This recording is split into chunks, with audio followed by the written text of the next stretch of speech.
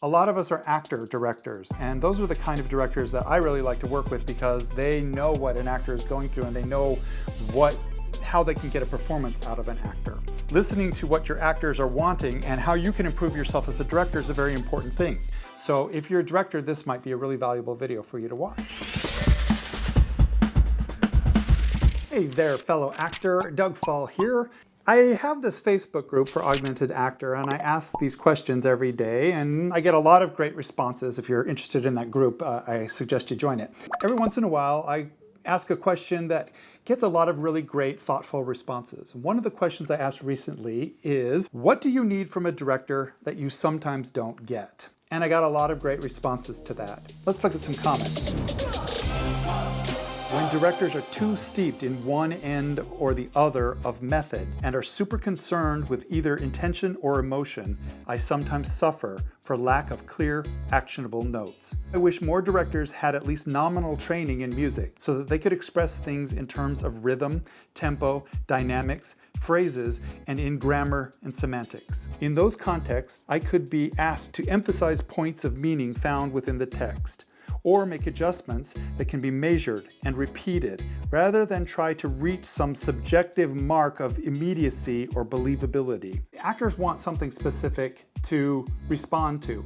If a director has a vision of how a character or a scene should go, and they're unable to communicate that to the actor, then they are not doing their job effectively. Directors need to have some sort of flexibility with how they work with each actor and kind of learn how actors like to take direction. But when a director digs too much into method acting and trying to find motivations for a character and trying to coach an actor to give a certain response based on their motivations and whatnot, it can sometimes cause the actor to be confused and unclear about the actual direction. So it's better to give actionable directions. I want a director to collaborate and not give line readings on the first note session. Give the feedback and guidance and then let it land.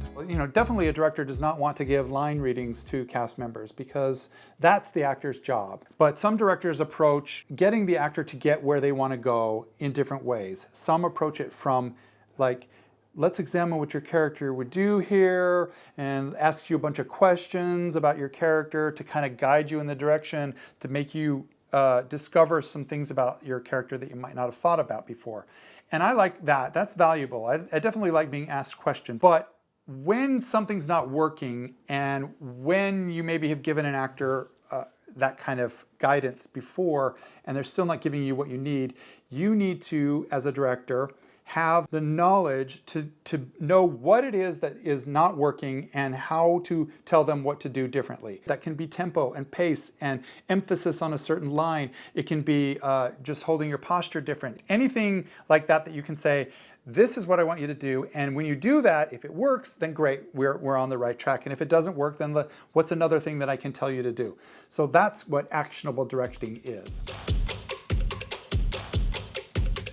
I want compliments. So many directors are overly concerned with creating needy actors. A simple compliment isn't hard to give and is sometimes all I need to propel me through Tech Week. Perhaps if you notice you're giving a lot of notes to improve, throw in a compliment so your actor doesn't think they're bringing the whole show down. I did a show where two of us were convinced we were the worst things in the show because we kept getting notes, but we didn't hear we were doing anything right. It's hard to keep going like that. It's hard to want to keep going like that. I don't necessarily need to be coddled or stroked through a process, but I definitely don't respond well to directors who think their dissatisfaction, insults, or casual contempt are somehow motivating. It's necessary to focus on the negative in order to adjust it into the positive, but positive reinforcement of the good stuff needs to be done too. You gotta find the good stuff at each stage. On a film set in Hollywood and whatnot, you're not gonna get kudos and compliments and stuff like that. It just, there's too much business going on, and it doesn't often happen. And the same is true for professional stage. Often a director won't take the time to compliment somebody. Maybe they don't want to pad the actor's ego. Maybe they just don't want to play favoritism or something like that. But it doesn't take much effort to congratulate somebody, to say, good job on that scene today, or I really like what you're doing, or you're doing the right thing. If you don't get that as an actor, if you don't get any kind of feedback like that, you don't know whether you're doing the job right or not. You should always assume that if you hear nothing, you're doing the job right. But sometimes a positive word or a note of encouragement can really do wonders for an actor's psyche.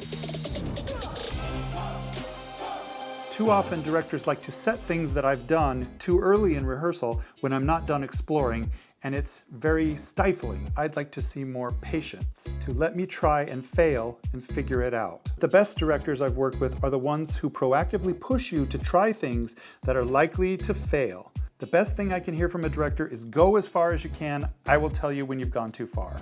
My least favorite directors do a couple of table reads, then go straight to blocking, and then run with notes. If we don't get to go back and mess around at some point, I feel boxed in. But then my second least favorite directors give everyone too much time to mess around without something to think about or aim for. I've often in shows where the director will say, hey, we're gonna do some table work and then we're gonna play around and explore our options here before we get heavy into blocking. Whereas some directors will just jump right into blocking without a lot of that exploration time. Now, it is the job of an actor to kind of explore the plot outside of rehearsal, to understand their character and really dig into the script themselves. However, when you're in a room with a bunch of other people and there's different interpretations and the director has a different interpretation, sometimes magic happens when casts are allowed to play around a little bit, to try something out. And even throughout a rehearsal process, especially in theater, directors that I really like to work with often will say, hey, let's explore. And as the show gets tighter and tighter and we start to settle on things, then we stop the exploration a little bit. But early on, you should have a little bit of flexibility. And so directors that are just like, by the book, do it my way, I'm not going to give you anything out, make the actors feel like they're cattle and like they're not valued and like that their contribution is not being considered. So playtime, exploration is important. I would like an idea of their process. I appreciate when directors, for example, tell us up front to assume something is working unless they give you a note otherwise, or that they prefer actors to try a scene a different way every single time. I may not agree with the way they do things, but at least I understand the rules of the game. And being clear with your directional style up front is probably the key to all of this. If you're the kind of director that doesn't give a lot of comments and feedback, then tell that to your cast on the first day of rehearsal. Say, hey, I'm not going to give you kudos. I'm not going to praise you. It's all going to be, like you need to work on this and work on this. If I don't talk to you, it means I like what you're doing. If you set that expectation up front, then people don't second guess their performances. They don't feel like they're not getting what they need. And also, if you say, hey, I'm a hands-on director and I like to play, and if I'm not letting you do that, I want you to call me out on it. That's great too. Or if you're a director that says, hey, I like to work with actors and we're gonna explore all this and then I'm gonna bring it together. Trust me in the process. It may seem messy at first, but we'll get there. Then you have an expectation like, okay, this director doesn't do things the way I'm normally used to, but they have something in mind. If we're expected to trust the director and their instincts and work on that vision, then we have to feel that we're being trusted with our jobs as well, that we can bring our abilities to the table. And so if a director doesn't trust their cast, that's a big thing.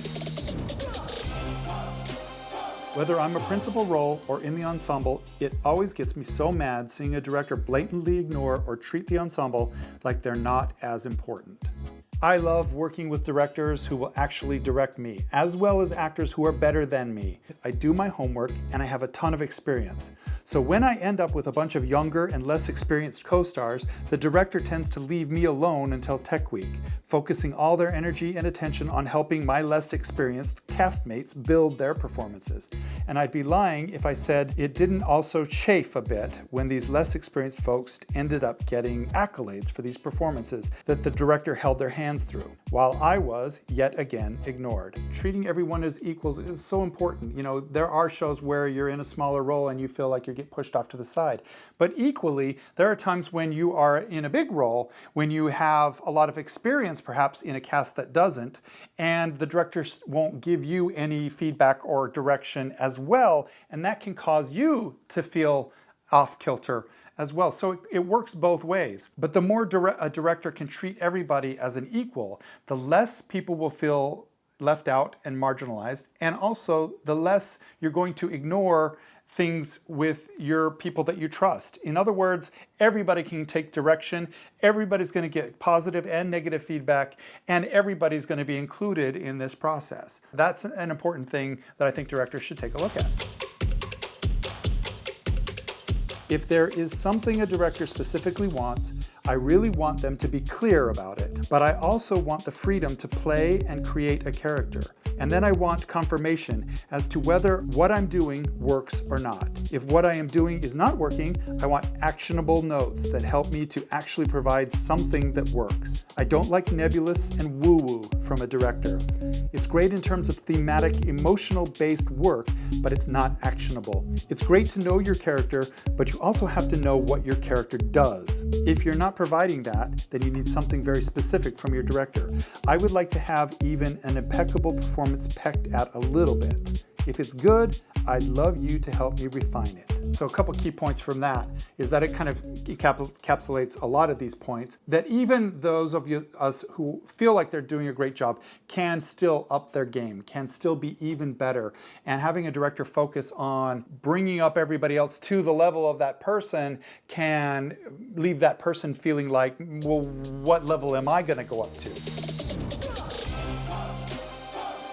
My all-time favorite director always said to me, directing a show is 80 to 90% casting the right people in the right roles. If you achieve that, a lot of the directing is already done.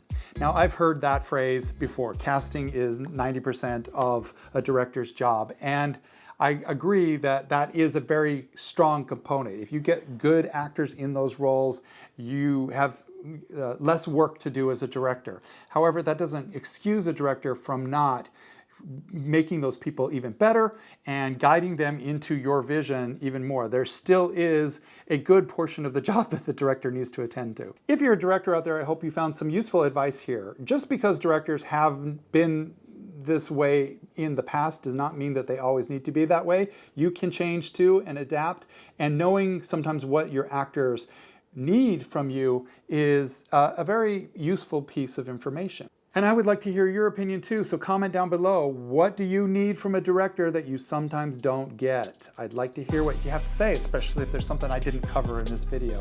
Remember to join the Facebook group, and I'll see you next time.